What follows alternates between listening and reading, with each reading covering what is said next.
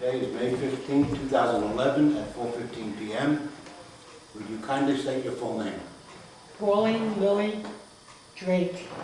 Was that your middle name at birth? Yes. No confirmation. When were you born?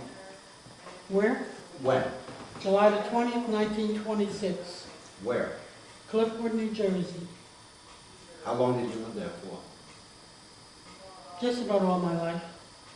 Did you live there? 85 years. Only about 6 years I wasn't living in Cliffwood. Now you lived in Cliffwood, what street? Do you remember the address? Kennedy Avenue. And you lived there until how old? I've been there all my life. Your whole life. Did you ever live in Old Bridge though? I lived in Old Bridge for 3 years. What years? 1939 to nearly 1941. Now what did you go to Old Bridge for? Well, my father died and he had a farm here and he had some pigs and chickens and my mother decided to keep it working for him. So we moved here to Old Bridge. Okay. Did you have any siblings? Who? Brothers and sisters? I had a brother and I had a sister, but she passed away in 1925. At birth? No, she got burnt here in Old Bridge. She was taking care of a fire. They used to build fires out and put a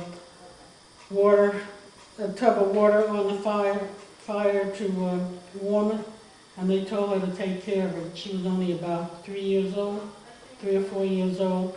And she had a dress on because they didn't wear slacks in those days. And when she bent over, her dress caught afire and she got burnt. How old were you at the time? I was a baby. And your brother? My brother was about 5 years old. And he was born in? He was born in Elizabeth, What year? 1922. Tell us about your folks. Well, my father, he was from New York and he worked in Elizabeth. And he decided that it was time for him to get married. And he met my mother, and at that time, he met her in Elizabeth at a church, and he asked to take her out. And in those days, your mother went to the movies with you. So his future mother-in-law went to the movies with her. And he asked her, could he marry her? And he said yes, and they moved down. He bought some property in Cliffwood in 1922, and then he bought some property in Old Bridge on Bennett Road in 1922. His idea was to live in Cliffwood and to have a farm in Old Bridge. Did you work for the farm at all? I worked on the farm, but I worked for some of the farmers around here when I was a teenager. Doing what? Oh, I was helping them plant their plants and also hoeing, but I didn't like hoeing, so I decided to have the farmer to fire me, and I chopped his pepper plants down, so he fired me. Where was the farm? On 516 in Old Bridge. What Cottrell Road up that way, or? Bennett Road. On Bennett Road? Now, what did you do, for fun when you were young? Oh, for fun, we just there used to be a sandy place up there on Bennett Road. Now they have a water tower up there. But we used to able to jump off and jump into the sand. It was a different color sand. And we had a lot of fun, but that's gone now. Did you play with your brother? Yes, we played with practically everybody around here. We had different signals. We used to all know how to whistle, and if you needed help on the farm or you wanted to play a baseball game, you had a different code, a whistle, and that's how you got together to play games. Now, who were your friends growing up? Oh, the Hydens, the Browns, the Martinellos, the Rizzos, quite a few. Now, how many kids were around then? Just most of the children that were in the school here, and we had about 20 in the school, so that's the way we had to do it. And everybody farmed? Most of them didn't have to work on the farm because their parents were able to hire other people to work for them. Now, what exactly did they grow or raise? They grew everything, peppers, tomatoes, and a regular farm. And they used to, the Marks used to raise raspberries and strawberries. And we used to go and pick the strawberries and raspberries, and then they ship them to Newark some kind of way. But how did you sell the produce from the farm? I mean, My father, we used to go on Route 35 in Cliffwood and then on Route 34 here in Old Bridge and sell it to the people that pass by on the cars. okay. And what did he grow, though? Just, he grew tomatoes and... My father grew tomatoes, okras, peppers, beans, string beans, black-eyed peas, watermelons, and we were able to sell them on the road. Was it a good living, or...? It was a pretty good living for them. They were managed to survive. I mean, was it a struggle, or...? Well, they didn't let us know because we made sure we ate. They made sure we ate. They taught us how to cook and to manage, and we had about 100 chickens. We had about 50 pigs that we had to take care of, and we had 3 goats, and we had a cow, so we stayed pretty busy. And what were your friends' names, the children? Well, we knew them only by their last names mostly, and we didn't have telephones. Only the Rizos had a telephone, but they would let you call anybody you wanted to call. So you'd go to their place and make a phone call? You make a phone call, you walk over to the house and ask if we use the phone to call our mothers or fathers if they were in Cliffwood or in Madison-Old, and they would allow us to do it. When did you get your first phone? We didn't get our phone so very late, in 40s in Cliffwood. Do you remember the phone number? Yeah, Madison-Old, no, I don't remember the phone number. 2266R. Madison-Old 12266R. Okay. Now, your neighbors, I guess they were your friends, but everybody was a farmer then, right? No, everybody was not a farmer. Very few farmers. What'd they do? They mostly worked for the railroad or the brickyard, Oswald Brickyard. Their parents worked there making bricks. Now, where was that? Oswald Brickyard was in Cheesequake. Okay. Now, when did you first go to school? I first went to school in Cliffwood. I was in the 1st to the 3rd grade, then I went to Elizabeth from the 3rd to the 5th grade, and then in Cedar Grove here in Madison Township, I went from the 5th grade to the 8th grade. Now, so you went to 1st to 3rd grade in Cliffwood, you said? In Cliffwood. Do you have any memory of that at all? Oh yes, we had good teachers. They were very nice to us. They made sure that we did our homework. They were very friendly, very friendly. What was your favorite subject?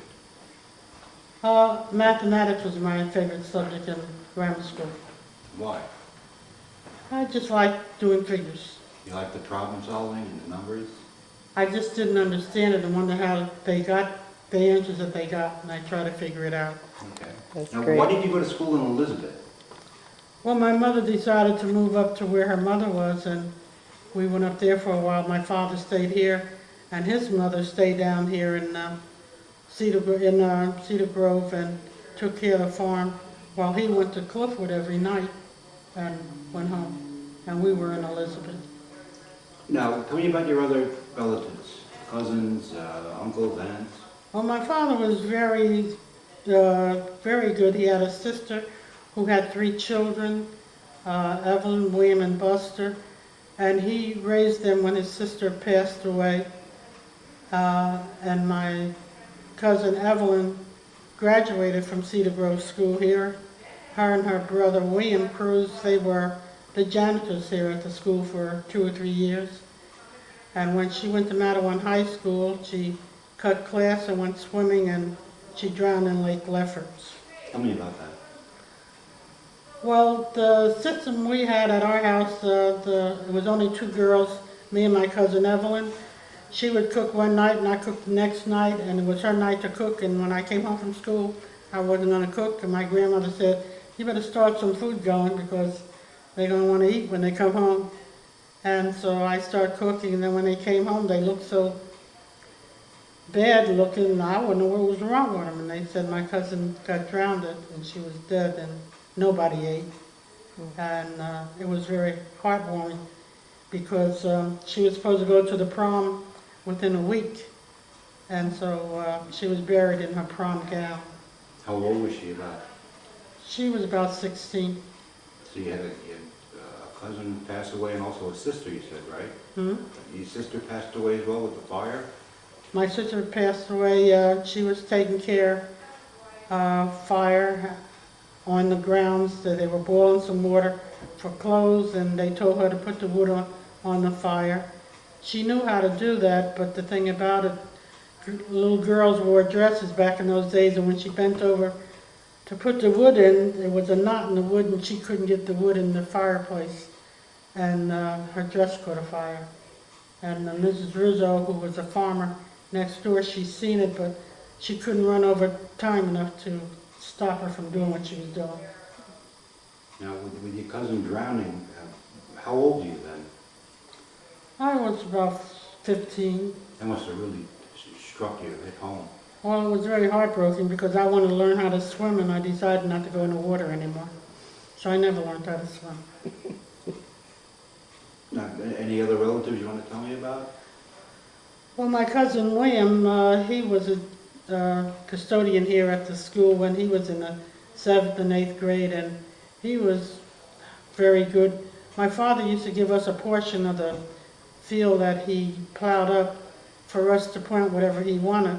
And my cousin William had his own little farm, and he was able to sell whatever products he raised and kept the money.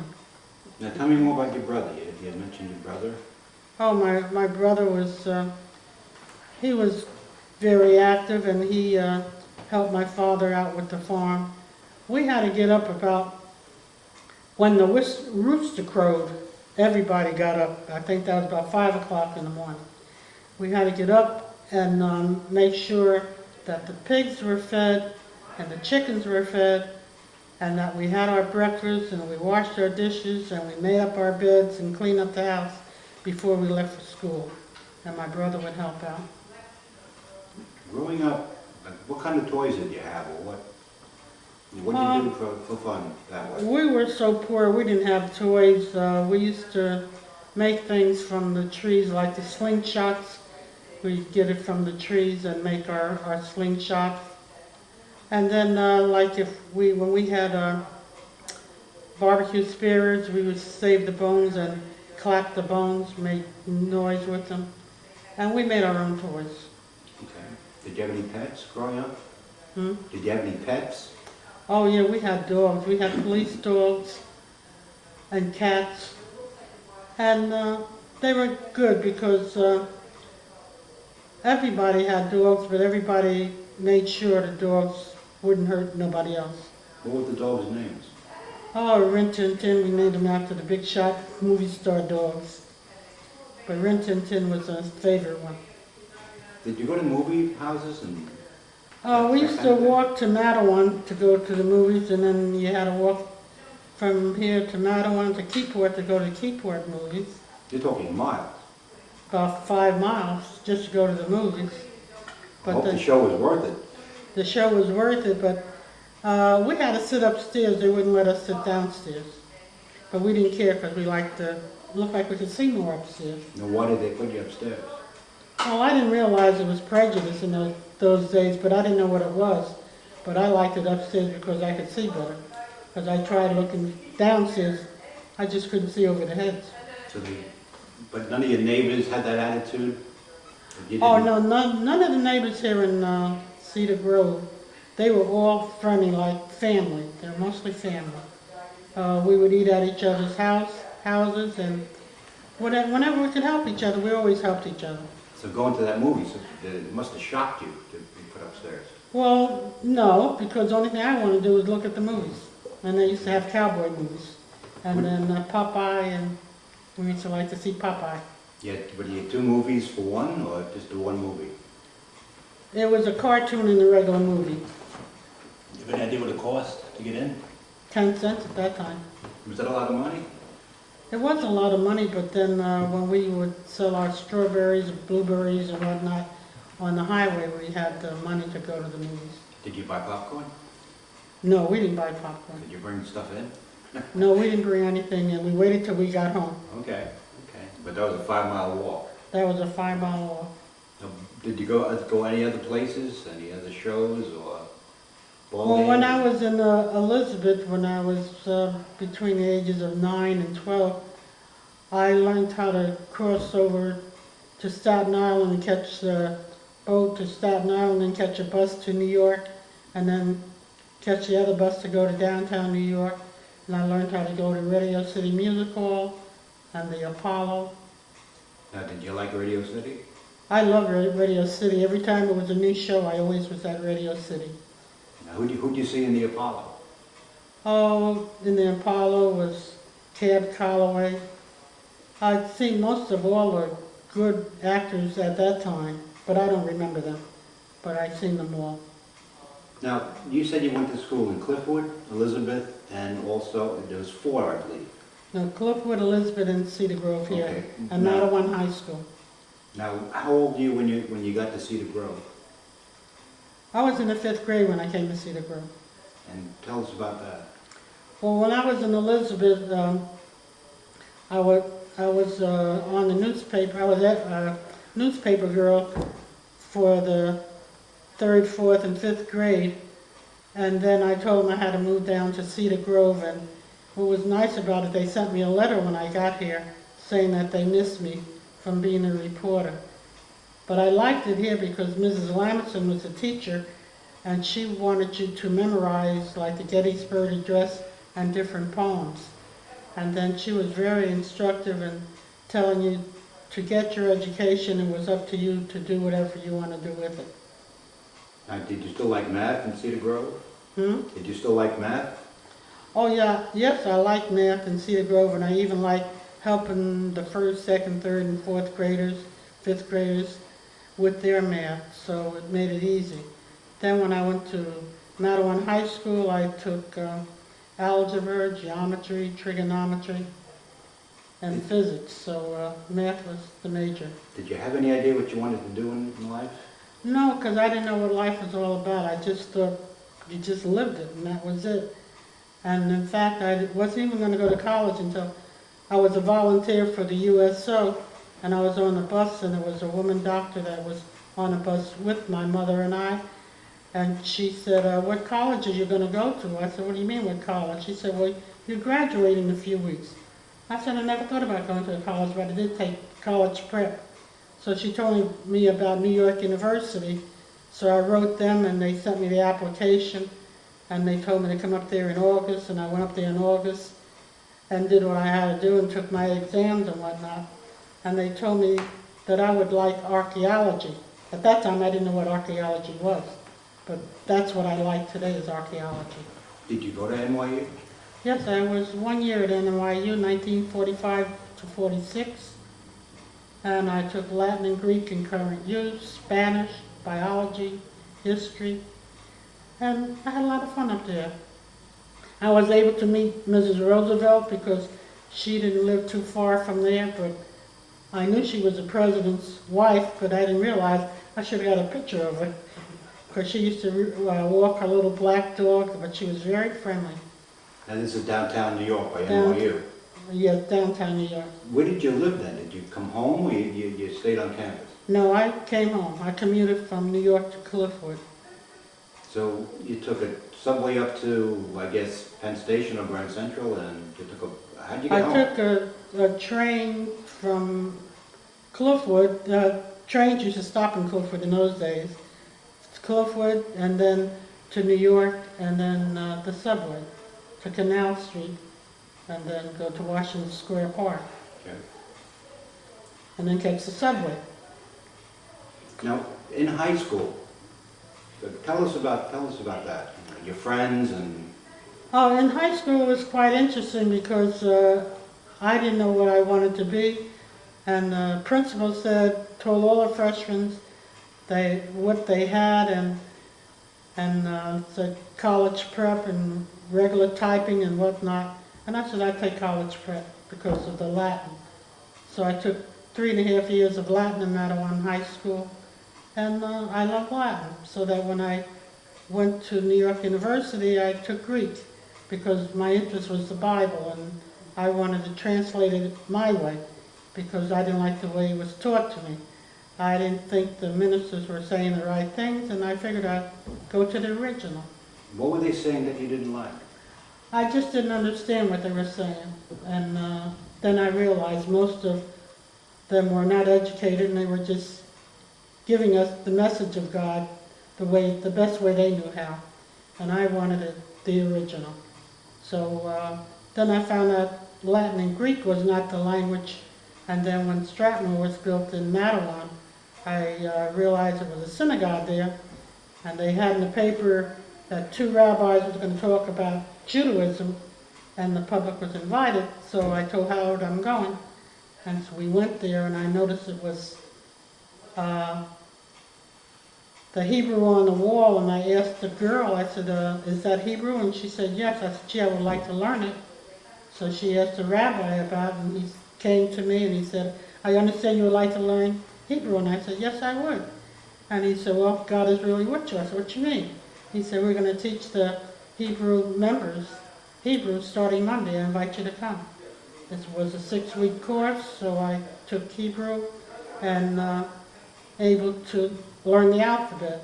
Then a year went by and they said they'll teach you advanced Hebrew if you know Hebrew.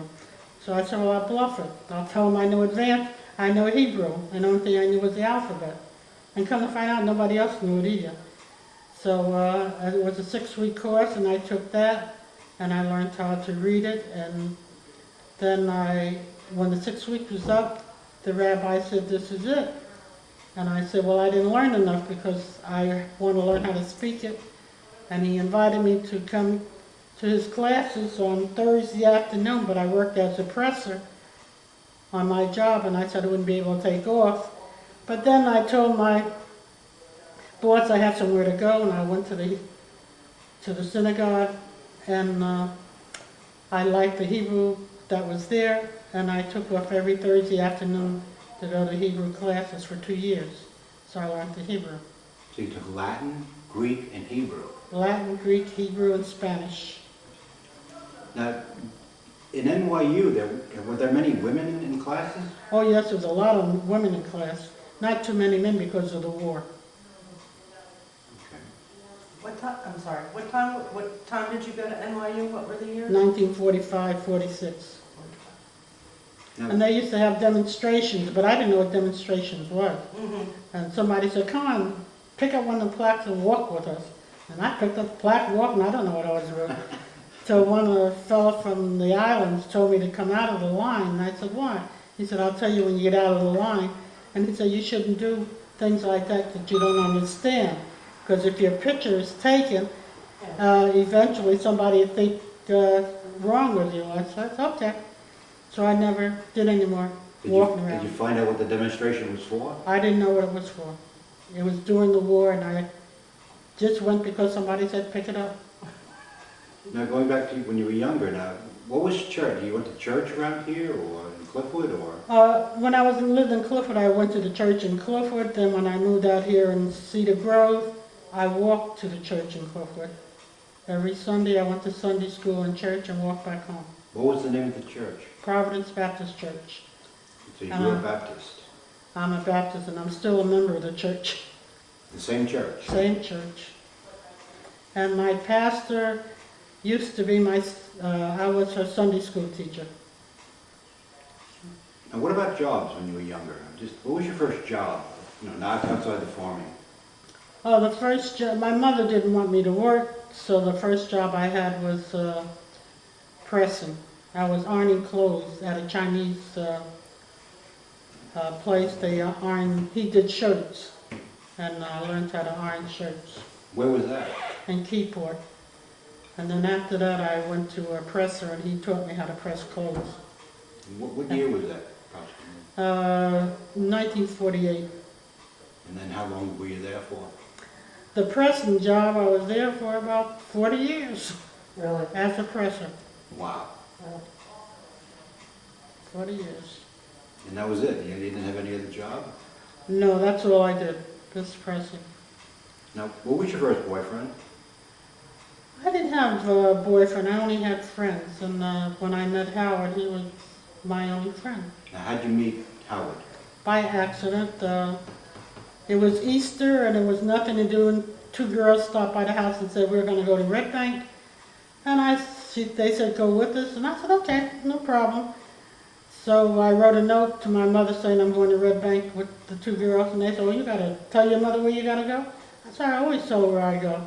Oh, we don't have to. I said, well, I don't have to either. So I tore it up and just went to Red Bank, and they were looking for a ride to go somewhere, and somebody said, well, there's a young guy, Howard Drake, he'll be coming by pretty soon because he's dropping his niece and nephews off in Asbury Park. And he stopped by and he picked us up, and cars in those days, 3 people could sit in the front seat. And when I seen him, I said, he's mine. So then we went to a dance, and Howard and I... What year was that when you first met him? In 1947.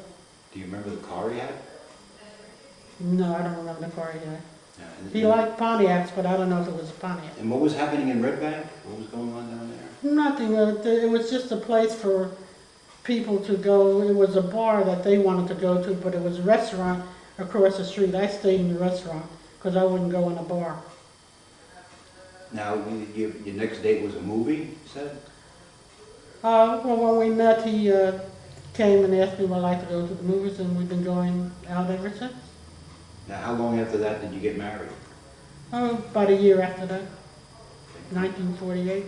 Now, when you saw him, you said, he's mine. He's mine. Nobody else. What was there about him that you said that? I just had a nice feeling about him, and that he's mine. He had good manners and that kind of thing? Oh, he was very nice, very polite, very intelligent, and he was a good dancer. What kind of dances? Oh, we had the jitterbug, the slow dance. Not the way they dance today, though. Today's altogether different. What kind of music did you like growing up? Jitterbug music, slow music, classical. I used to like classical music. I used to like Andre Castellani and the Toscanini, the operas. I used to like those kind of music. You like the violins or the piano? Or? I used to love the violin, and when I was in the 3rd grade in Elizabeth, they wanted to teach me the violin. I was always got in trouble in school, and they always tried to keep me active. Happened I went to the movies that Saturday, guy was playing the violin, and somebody put a gun in the violin and it killed him. And I went back to school and said, you want to kill me, so I'm not going to learn the violin. Tell me that again about the gun. It was a movie, and the man was playing the violin, and they had a gun in the violin, and he hit a certain note, and it went off. And then I went to school and said, you just want to kill me, so I wouldn't play the violin no more. And you didn't pick up to try piano or trumpet? Or? No musical instruments after that, but I love music. And since that, you didn't get into rock and roll at all? Oh, I was into rock and roll music, that's all, but not to play it myself. Now, you got married in 1948? 1948. Well, tell me about that, just your first years of marriage. Oh, everything was fine. It was just like it is today. It's just like we've known each other all our lives. Did you have any children? We have one son. His name is Sidney, and he lives in Baltimore now. Okay. How old is he now? He's 62. He comes up to see you? And... Oh, he comes up about 3 or 4 times a year, and we go to Baltimore 3 or 4 times a year when I have time. That's another good question. How many groups are you active with? And I'm active in about 14 organizations. Wow. What got you started in them? What? Yeah. What got you started? For instance, when did you become interested in coming back to the museum? And the VFW is obvious, but tell us about it. Well, with the museum, I met Anna Heiser somewhere, and she was saying that they had a meeting here at the museum and at the one-room school. And whenever you say the one-room school, I always come back. And I came to the meeting, and then they started meeting across the street to one of the schools that was across the street. And I just started coming to the meeting. Then I joined it, and I stayed with it because of the one-room school. Now, what year was that? Oh, gee whiz, I don't know. It was a long time ago. And you became president? I became president about year 2000, I think it was. Was it unanimous vote? I Hmm? hope so. Was it a unanimous vote? Everyone elected? Oh, you? yes, so we had fun back in those days. It was quite Who interesting. were some of the people back then? Some of the names? Oh, Lorna Kerr and Marion Smith and Alvia and Chester Philbrick. And we got along fine. They were very active. They come to the meetings, and it was always something to do. But then when they made the museum, it was more work to be done.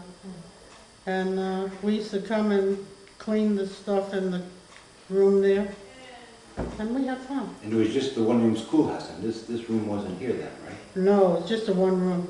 It was very clustered, but it was walkable. Yeah. Now, when was this built? This part of the museum? I think about 2001 or 2, something like that. Right about when you were president. It was Yeah. the transition between this building and the Yeah, when I, that's the year schoolhouse in 2000. yeah. And what other organizations do you belong to? Well, I belong to so many, I would have to look at the book.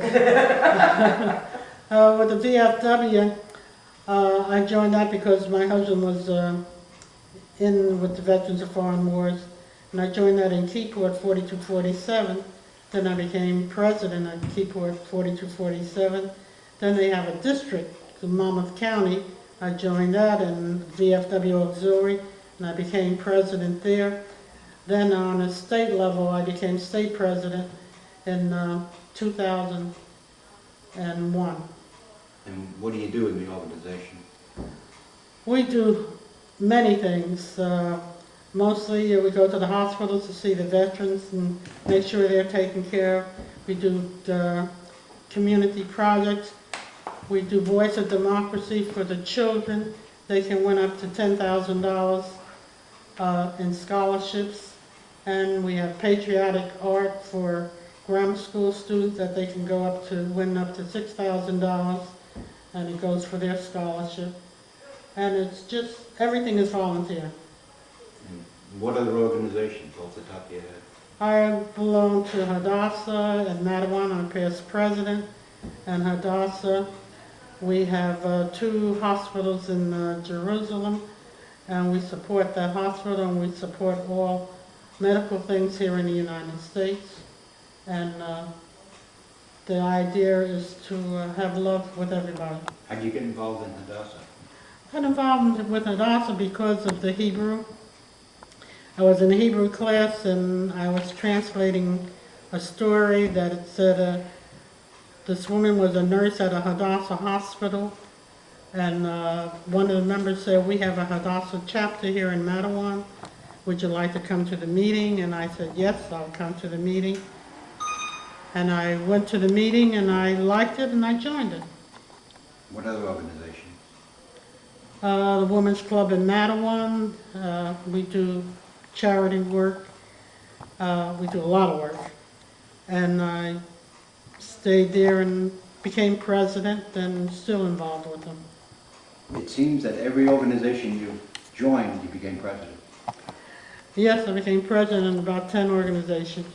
I joined the New Jersey Afro-American Genealogy Society of New Jersey about 8 years ago, and I became president about 4 years ago. I was state president for 2 years. Did you learn anything about your own family through that organization? Yes, I had learned my genealogy all the way back to my great-great-grandmother, who was born in 1846. I was able to trace her and her. She had 6 children, and was able to trace all 5 of her children, but one of them I have not been able to trace. And we do believe that it's a possibility that Josephine Baker came from that particular one, but we have to make sure before we can figure it out. Now, where was she born? My great-great-grandmother Yes. in Mahia, Texas. Okay.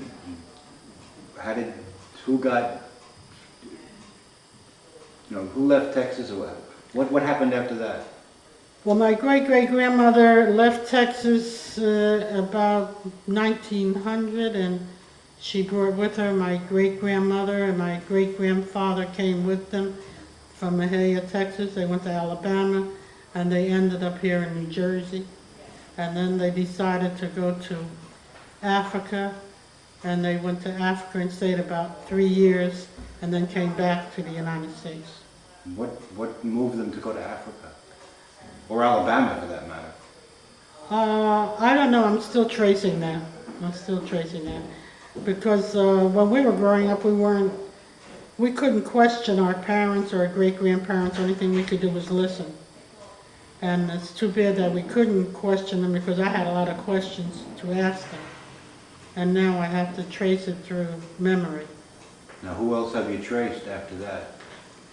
Then I was able to trace my grandmother, my father's mother, and I was found out that in the 1930 census that my name was on the census here in Browntown. Now, you said your father came from New York. He came from New York, but he was born in Virginia. From Virginia they went to Florida, and from Florida they went to New York. And from New York he came to New Jersey. Now, what did he do in New York? Just a student, or? He was a young man, and his brother was working for the railroad, and his brother was able to get him a job on the railroad.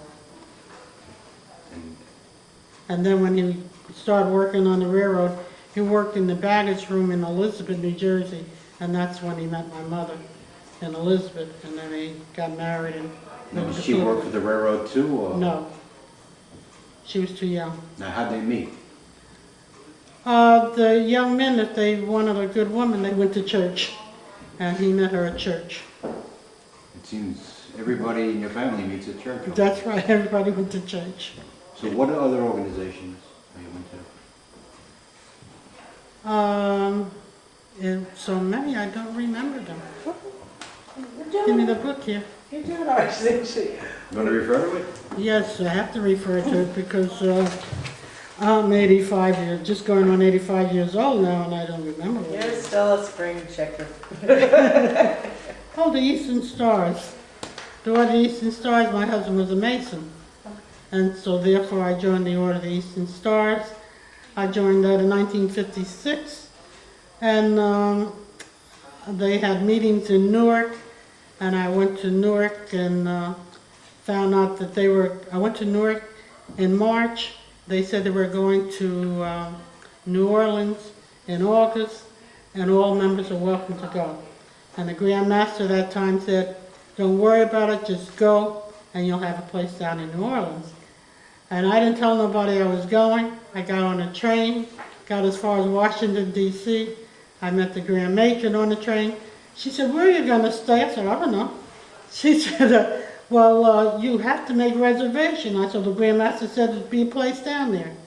So when we got down there, she went to the Masonic Temple, asked for the Grand Master from New Jersey, and he came out and she said, where are you going to put her?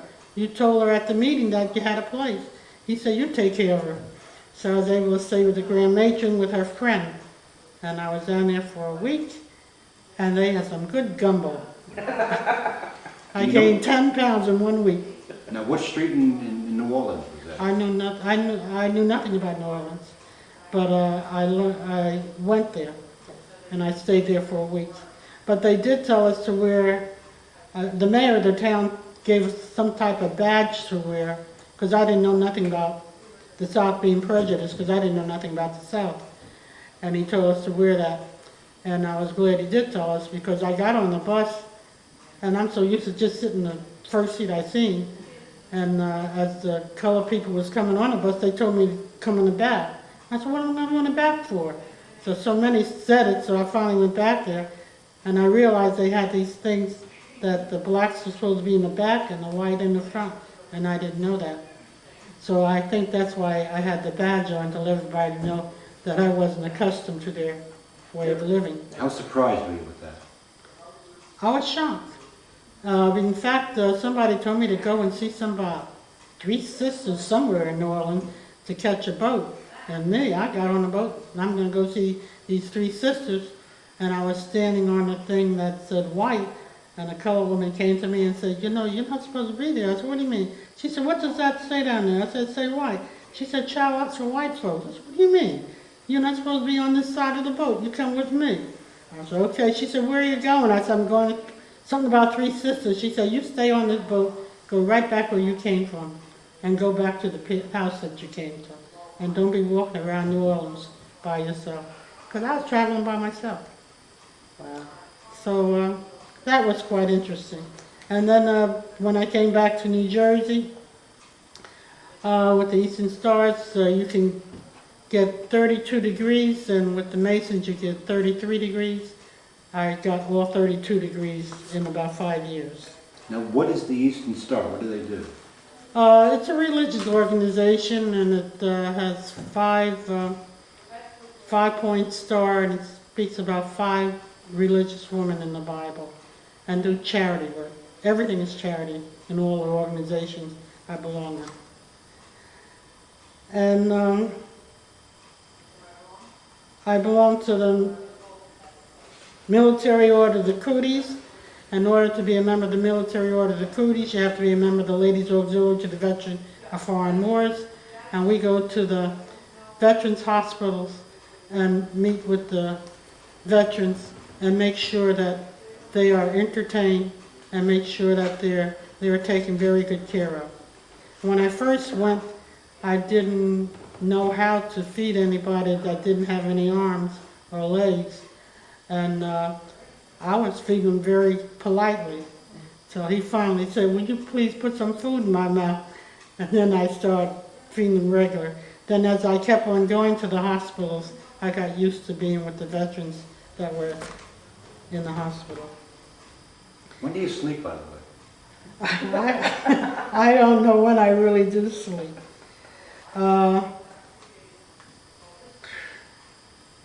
I think I belong to the VFW National Home in Eaton Rapids, Michigan, and this is a place that the veterans have for veterans' children and family that don't have any place to stay. They have about 50 cottages out there for every state in the United States, and every state takes care of their own house. And they have education for the children, and they give them scholarships. So they take care of the veterans and their children. Besides your charities now, what else do you like to do? What do you like to eat? Or I like to travel. I've been to Israel 6 times because of the history of the Bible, and I love the Bible, and I was able to understand it the way I want to understand the Bible, by learning the Hebrew, by being involved with Hadassah, by even being involved with the VFW Auxiliary. And I've been to Egypt 3 times. I loved Egypt because of the pyramids. I thought it was only 3 pyramids. Come to find out it's about 100 pyramids. I couldn't believe it. And you learn so much history in the Middle East. And Jordan is a place called Petra. And in Petra I was amazed about the stone. The stones were so reddish looking, from reddish to bluish to greenish to whitish. And come to find out, it was there way before Christ was born. I couldn't believe it because I never read it before. But then I started going to libraries and getting books and reading about Petra. And I like it there at Petra. now, when did you go to Israel? The first time I went to Israel was about 1960. What were your impressions on it, and what moved you most of the places you visited? The place I visited was, I didn't know Arab from Jews over there. Only way you could tell a difference is they wore the Arab people wore their things on their head, and the Jewish people, if they had their certain things on. But I couldn't tell a difference. The Arabs and Jews, they treat me very well. I ate in Arab houses and I ate in Jewish homes, and the food was good. And I ate in a restaurant that you're supposed to eat with your fingers, and I never ate with my fingers, but I ate with my fingers that day and the food was good. Did you go with groups or with Howard or? I went with Howard, and we went in groups. We were on tours. I was listening to a religious program on the radio, Reverend Williams from Washington, D.C., and they said they were going to Israel, and anybody could go. So I called down there and made a reservation to go, and that was the first time I went. And then I ate with the Bedouins, and I traveled all over Israel. I really love it over there. Now, what religious sites did you go to? Went to all the religious sites in Israel. And Masada was fantastic because it was, I'll say about 3 stories that in the times of King Herod, they had their hot and cold water, steam bath, and how the water fascinated me, how they were able to store the water at Masada. And it was interesting. And then go to the Dead Sea and you just float, you can't sink in the Dead Sea. And they have the black mud there. And that was quite interesting. So you did swim? No, you just lay there and float. You could read a book. Just lay there and float. Now, what hobbies do you have now, if any? Oh, the hobbies I have is genealogy and trying to get together all the things that I've did over the years so that my son could have something that I have been doing. And to give information to all the organizations that I belong to because they were all part of my life. You ever consider writing a book? No, I yourself? never thought about writing a book, no. An autobiography or a biography? No. Maybe somebody else will. And maybe somebody else might want to do it, but I'm just gonna, I've got about 2,000 slides on Israel, Jordan, and Egypt, and I just want to put them together. Tell a story about the Bible. So you've had a fabulous life. You've had a fabulous life. Oh yes, very good slides. That I used to give programs at churches and organizations, but I haven't had time to go do that.